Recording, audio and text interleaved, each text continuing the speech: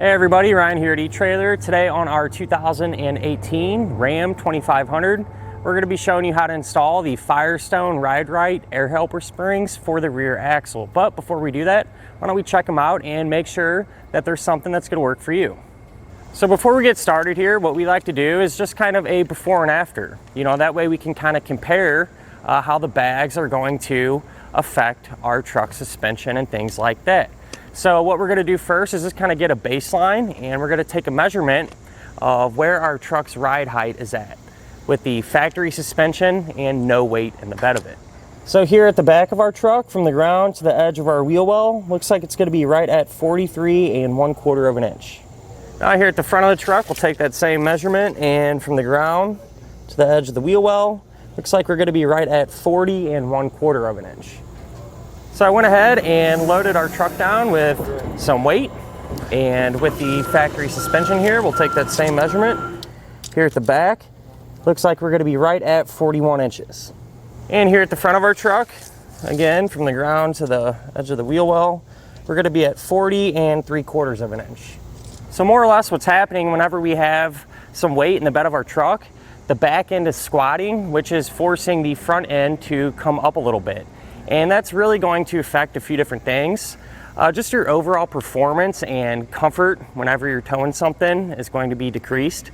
You know, you're putting extra wear and tear on your suspension components, and so they're just going to have to work harder, which can, you know, make them prematurely fail and things like that. Not to mention just, you know, your stopping distance is going to be decreased, you know, how it feels whenever you turn and everything else. So even just some weight in the bed, not to mention if you're pulling a super heavy trailer, you know, you can really feel that. But with that said, you know, talking about it is one thing, but how it's actually going to feel is a completely different story. So before we get the bags on, why don't we go ahead, jump in the truck, take it out on the test course, and see how it feels.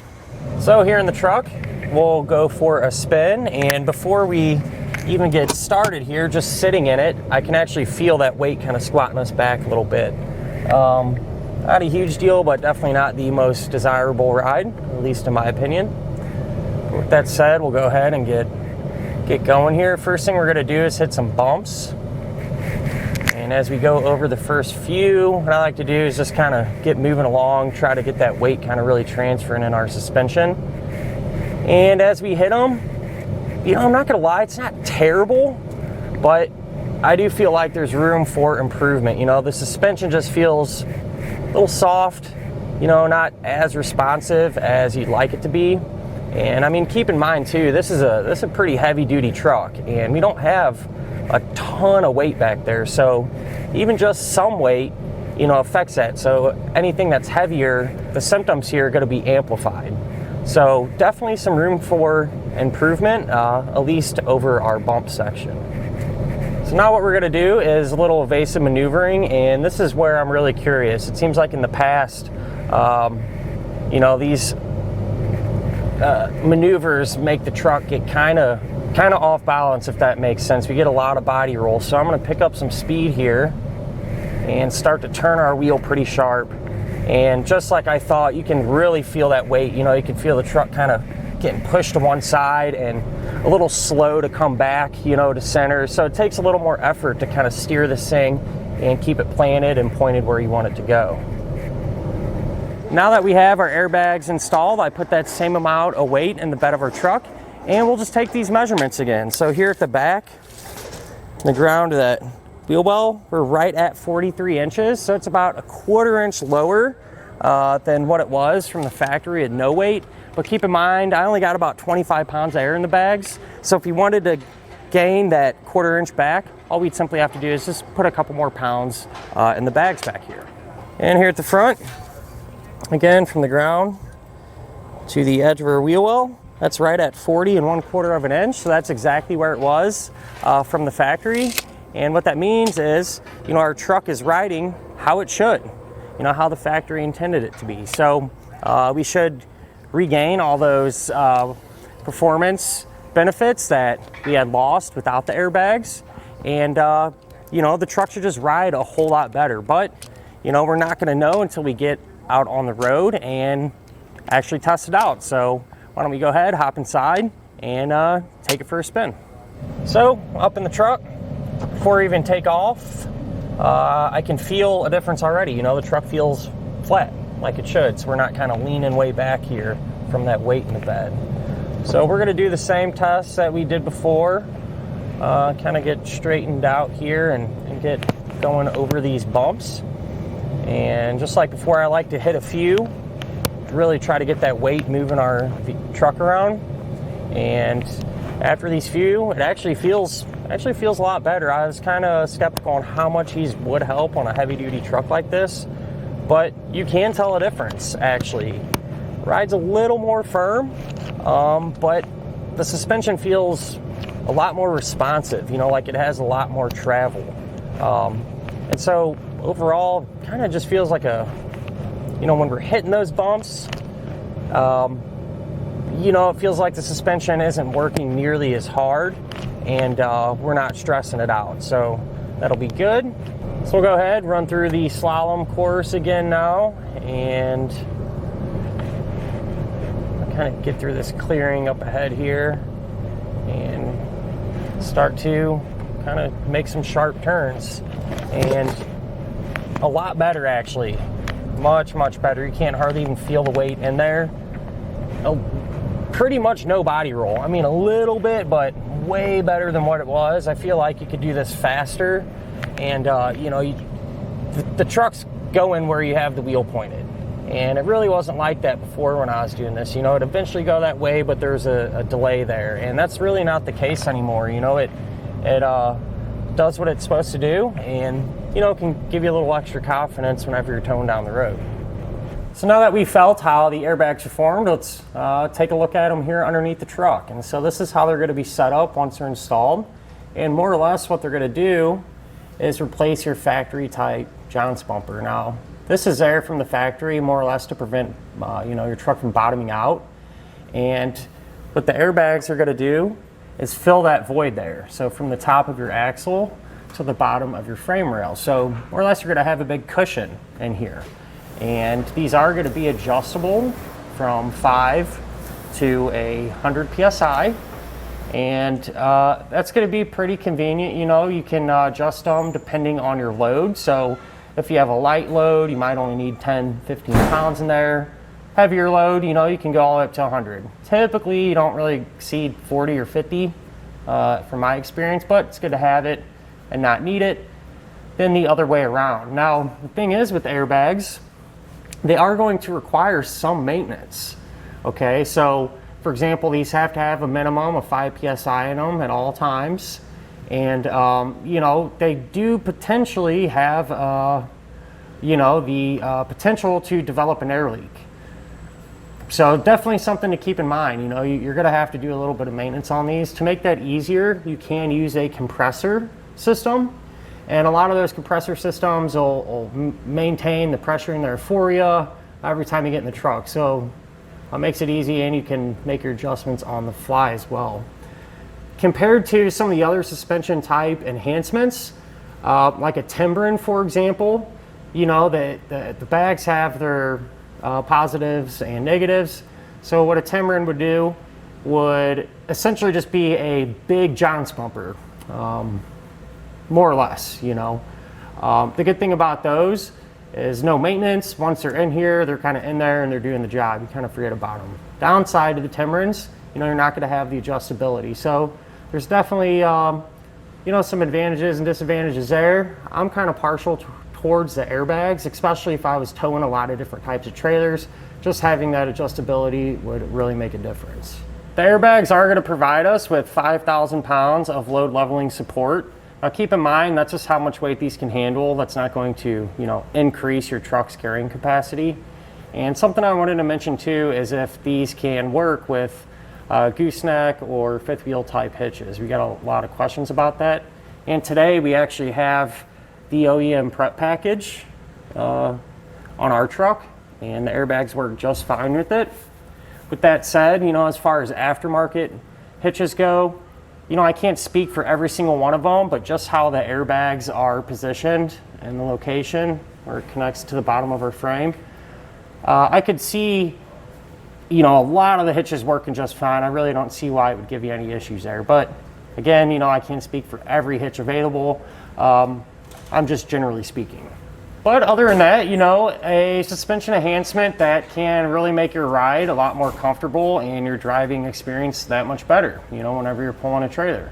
With that said, as far as the installation goes on these, you know, they're not too bad actually. I've done some that are easier and some that are much harder to do. So these kind of are average in my opinion.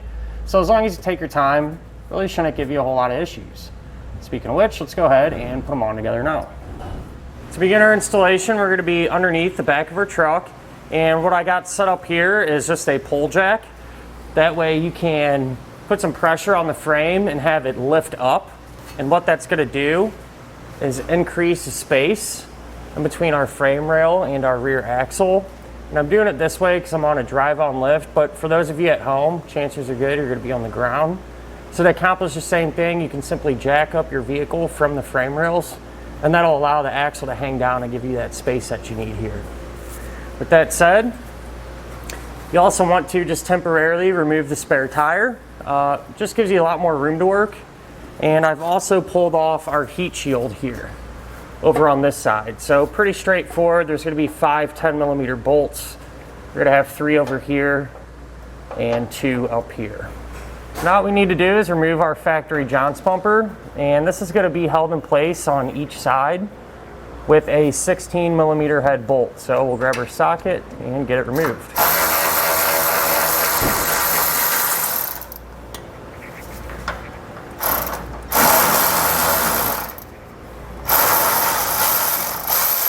We'll just get this out of the way as we will not be reinstalling it. Now we can go ahead and pre-assemble our airbag. So first thing we're going to do is take the air fitting. It looks like this here. It has a 90-degree bend in it. We're going to get this started. Hand tight. Then we can grab a 1/2-inch wrench and we're just going to tighten this up. You don't need to crank down on it. You just want to make sure that it's engaged and nice and snug. And we're going to have it pointing like this. From there, you can take this bracket. Now these are side specific, so make sure to reference your instructions.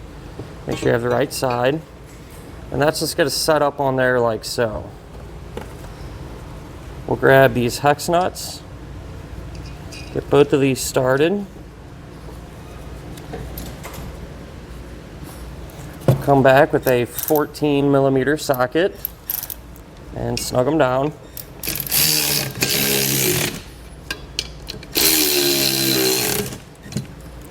And then we want to make sure to torque them.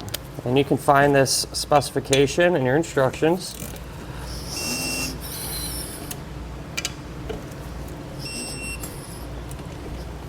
So once those are tight, we can flip this over. And on the back side, you're going to see a threaded hole there. We can take our lower bracket, line that up. We're going to take this beveled bolt here. We're going to just take this one, and this one we're just going to get started hand tight for now.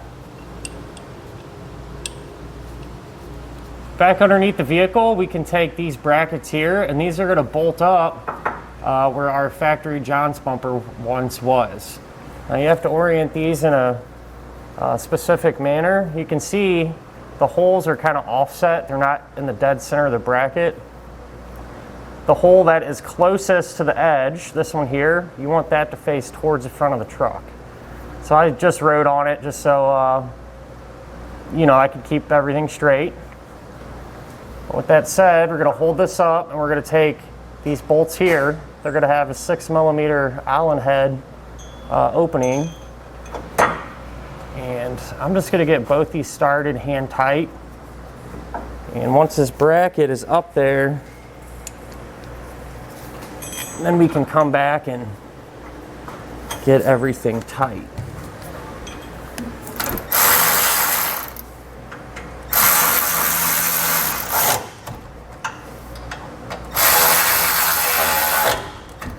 So we'll get them both snug.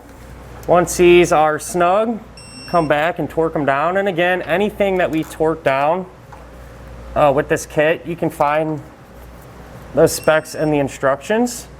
And if you need a torque wrench, you can pick one up here at eTrailer, or a lot of times if you go to your local auto parts stores, they'll have one available to rent as well.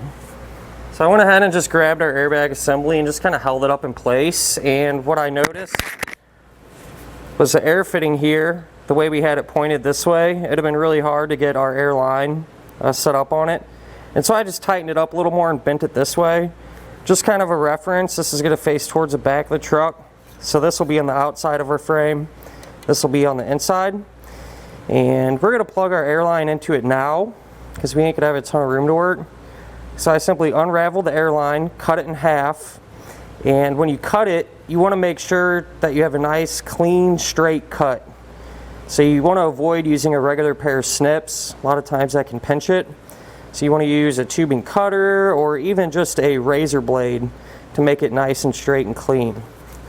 That said, these are quick connect type fittings, so you simply just push it right into place. Now that we have this set up, we can go ahead and get it in place here. So what's going to happen is this bracket is going to line up with the bracket up there. And you'll see we have some holes there, and a bolt's going to go through there. All right, so go ahead.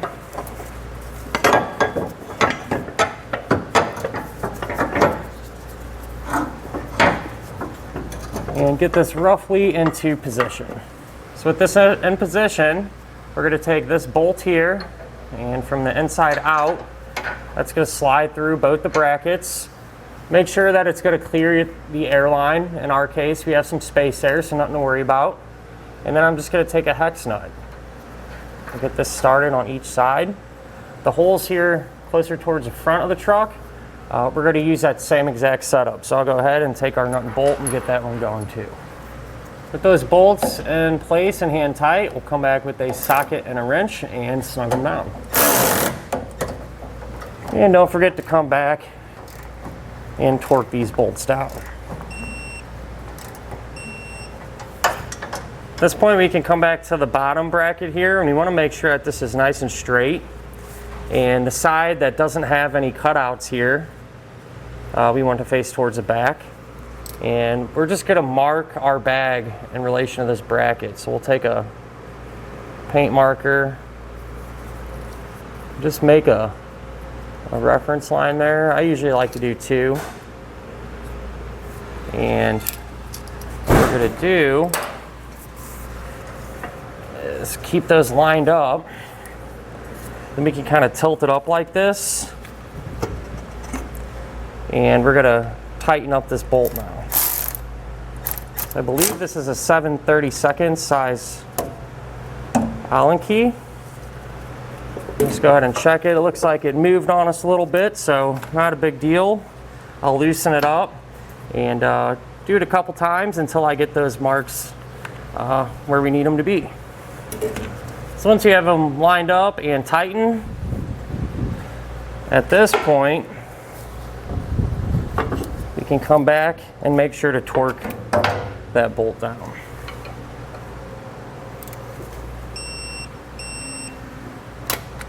At this point, we have this bracket here that's kind of holding on our brake line. I'm going to remove this temporarily just so we have some more space to work, because we're going to have some bolts that we're putting in through here. So I'll grab a 13mm socket, pull that out.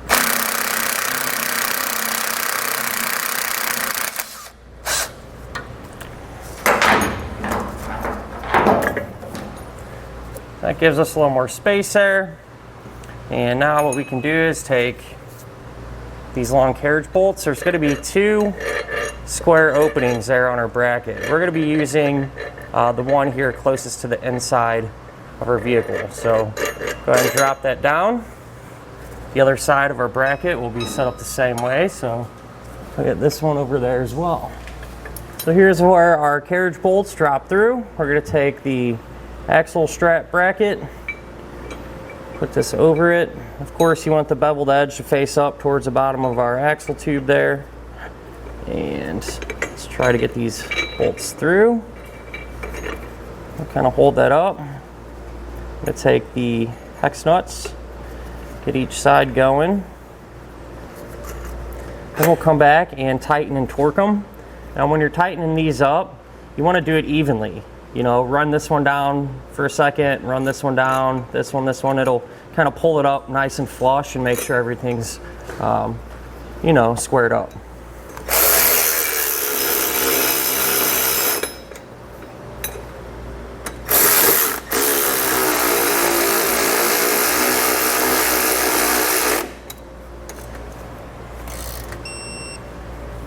Now I went ahead and reinstalled that little bracket that we had removed earlier.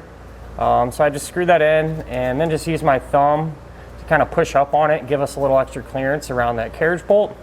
And with that said, now what we can do is simply repeat that exact same process that we just did over here on the other side of the vehicle. Essentially, they're going to be installed the exact same way. Really the only difference is the shape of the upper bracket, but it still uses the same hardware and everything else. So once you get this one installed, now we can start to route and hook up all of our airlines. So I went ahead and got our airlines routed. We'll do one side at a time here, starting with the driver's side. So I put some loom over our airline just to help kind of keep it protected here from the sharp edges. And you know, you want to do your best to avoid moving parts. But I just ran it along this factory wiring using some zip ties along the way to secure it. Here I kind of bundled up the extra wire, or I'm sorry, tubing, and dropped it down right here.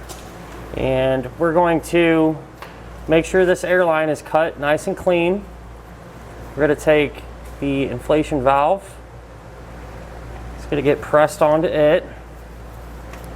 Then going to take the flat washer, put that on, and put them into our no drill bracket. So this comes with the bags, and really simple. I mean, you just find where you want to put this and use a couple of zip ties to secure it. That said, we'll put that through, followed by another flat washer. We're going to take the nut and get this going. So with these, what I like to do is just run them down by hand, and then we can come back, take a 1/2-inch wrench on each side and just kind of snug them up a little bit, like so. With this one done, I already have the right side complete, so let's move up there by the bag and show you how I got this one over here. Over here on the passenger side, here's our airline tube. Again, I put some loom over it, and this one actually routed up through this opening here in the frame and continued to push the airline towards the back of our truck. So right here at the end of our frame, there's an opening, and comes out right through there. Again, more wire loom just to help keep it protected. And from there, I just continued to route it kind of behind our bumper here, where it comes down to our bracket, where I have it set up the same exact way that we did this one. So once everything's hooked up, we need to inflate our airbags to the amount specified in the instructions. That way we can check them for leaks. So whenever we're ready to check for leaks, one way you can do it is listen for them. You know, if you hear something leaking, you can investigate it a little further. And another way is to use soapy water. And you're just going to spray the fittings down really well and kind of give them a minute. And what we're looking for is air bubbles to be rapidly forming, more or less. So you have some bubbles there, but that's just from coming out of the bottle. What we're looking for is ones to continue to be created. And I'm going to do this for all of our fittings and check them. If we do have a leak, what you can do is take all the air out of the bag and pull the line out. So to pull the line out, you have to kind of push down on it and kind of hold this ring there with your thumb and pull out. Recut it nice and straight, plug it back in, fill it back up full of air, and check it again. So it looks like these are good, so I'll just continue on to the rest of our fittings to make sure those are leak-free as well. So once everything is done, I simply reinstalled our heat shield and the spare tire. And as you can see, everything fits good. And that'll finish up our look at and our installation of the Firestone Ride-Rite air helper springs for the rear axle on our 2018 Ram 2500.